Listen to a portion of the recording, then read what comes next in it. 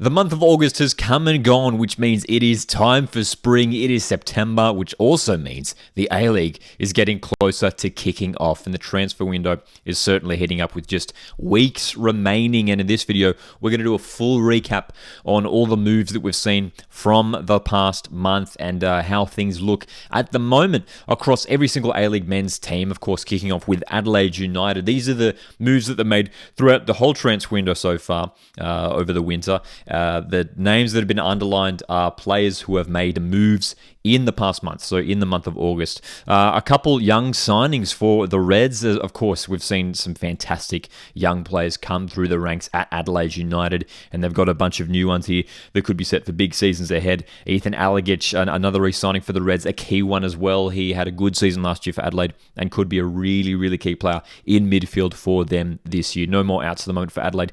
Keep an eye on maybe a couple more defensive signings for the Reds.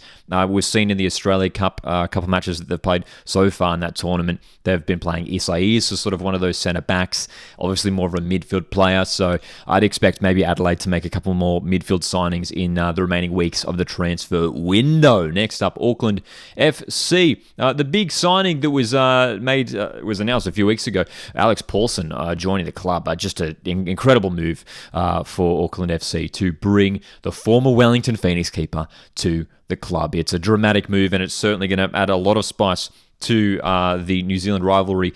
But they've done a really good job building their squad. Auckland FC, maybe a few more signings arriving in the remaining weeks of the transfer window. Looking solid overall, though, for the new boys.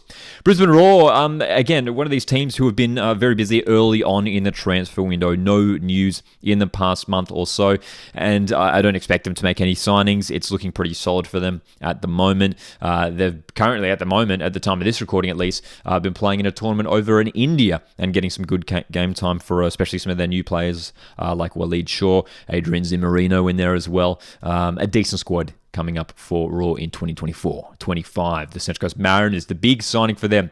And dude, as a Mariners fan, this is like my dream signing. Trent Sainsbury returning to the Mariners a decade away from the club. He was obviously a part of the team that won the grand final, won the championship in 2013. I remember being a teenager at that grand final, celebrating, seeing the likes of Trent Sainsbury, Patrick Zwanswijk, a legendary Mariners team back then. And so exciting to have Trent Sainsbury back at the club. Dylan Wenzel-Hall's the loan departure from the Mariners in the past month. He has left the club up to just struggling to get game time, unfortunately, at the Mariners. So we wish Dylan all the best.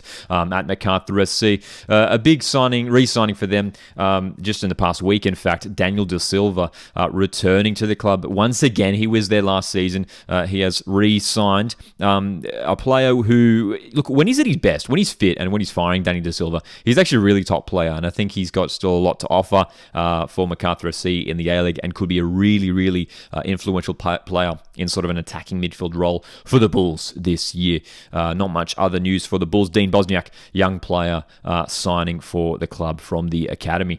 Melbourne City, a team who, again, very busy early on the transfer window. Andreas Kuhn joining the side, player who has got decent experience over in Austria, in Europe, as is Bajic. Not only has he re-signed for the next couple seasons, but he has been named captain for the upcoming campaign for Melbourne City. You look at those outs there, and that's where it's really looking concerning for Melbourne City. But those important re-signings that they have made, those experienced players, Jamie Young, Matt Leckie, Andrew Naboot, and now Aziz Bajic, very, very important re-signings for City. Melbourne Victory, they're building a really, really strong team for this season. And not only is their starting 11 strong, but their depth is strong. A couple of players arriving in the past month. Nikos Vergos, who made his debut for the side in their most recent Australia Cup match against NWS Spirit. Mitch Langerak has signed, but will join the club following the end of the J1 League season. Bonavacia and Bozanovsky, their departures have been confirmed. Newcastle Jets, again, not too much news from them in the past month. Will Dobson, another young player, being promoted to the side. And look, will we see much movement from them? You look at the squad that they've got, and it's looking pretty complete at the moment. There's rumors floating around, whispers floating around a striker coming in from overseas. At the time of this recording, nothing's been announced, but we'll certainly keep an eye on that one. But overall, looking pretty solid for Newcastle Jets as well.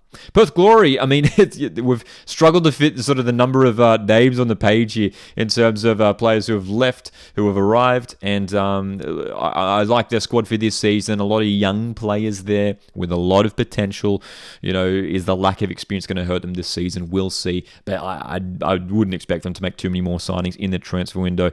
They've been very, very busy up to this point, that's for sure. Sydney FC, obviously the big signing, and we made a dedicated video on it last week. Douglas Costa arriving at the club. One of the biggest signings in A-League history, it has to be said, and it's going to be such an exciting draw card for this upcoming A-League season. Leo Senna, another Brazilian signing, looks like a decent pickup as well to slot in defensive midfield. No more outs to report for Sydney FC, so looking like they're wrapping things up for this transfer window. Again, maybe a couple more players arriving. Again, another one of these sides rumoured with strikers from overseas, so that might be a move to keep an eye on in the coming weeks. Wellington Phoenix, while they were very quiet early on in the transfer window, it's been the last couple of weeks or so where they've really picked up steam. A couple decent signings from Japan that look really solid. Dublin Boone and Josh Uluwayemi, a couple goalkeeper signings there as well. Luke Brooks-Smith, another one of these young players who could be set for a big year at Wellington Phoenix, and no more departures to report in the last month. So Wellington starting to build a pretty competitive side for this upcoming season, especially curious to see how those two Japanese midfielders go in the upcoming campaign. But I'd expect Phoenix to be strong once again this coming season. Same thing can be said about Western Sydney Wanderers in terms of how busy or quiet they were in the transfer window. They're one of these teams who just have barely made any moves, and they've announced the signing of Jordan Holmes in the past week. A decent pickup in terms of the goalkeepers. But you look at those outs there, and compared to the ins, you still sense that there's plenty of moves still to come at Western Sydney Wanderers. Anthony Pantanzopoulos has re-signed for the club, young central defender as well. So certainly a team. Out of all the teams in the A-League Men's, Wanderers are probably the one to keep an eye on in terms of moves that we could see in the remaining weeks of the transfer window. And then lastly, Western United, who haven't made any moves in the past month now. And you look at the team, you look at those ins, plenty of young players, plenty of youth. You look at the outs there, they've lost some experienced players with the likes of Lustica, Risdon, Rukovica. Plenty of those players, all those players there with A-League experience. So it's going to be a youthful approach for John Aloisi's side this season. They really need to bounce back. Obviously, they struggled last year, finishing bottom two. Can this young side, I'm really excited about, the number of young players that we're seeing promoted to A-League sides. This season's going to be a bit different in the A-League because obviously clubs don't necessarily have, the financial capacity to bring in maybe some of the names we've seen previously. Obviously, we have seen Douglas Costa recently arrive at Sydney FC, but still there's plenty of sides who have had to, look to their own academies, look to younger players, and it's going to mean more game time for these guys who are going to develop in the A-League. And we've seen some fantastic young players come through the A-League in the past years. When we think of the likes of Geordie Boss, Nestor Irankunda, some fantastic talent who have headed overseas, and look, hopefully these guys, end up having fantastic careers overseas as well. But it's really exciting looking at the number of young players that we're seeing brought into these A-League clubs, set for big years ahead in the A-League. So there's a look at all of the moves across the A-League men's so far in the transfer window, and of course the underlying players that we've seen through this video are players who have arrived in the past month. Does your team need to recruit any more players? Let me know in the comments. What position do you feel like your team needs to strengthen? There's a few more weeks to go in the transfer window. It closes mid-September, and we'll be keeping you guys up to date on all the transfer news here at Coast Watch Football. Thank you very much for tuning in. Make sure to hit the like button on the way out. My name's Lockie. This is Coast Watch Football, and I'll see you in the next one.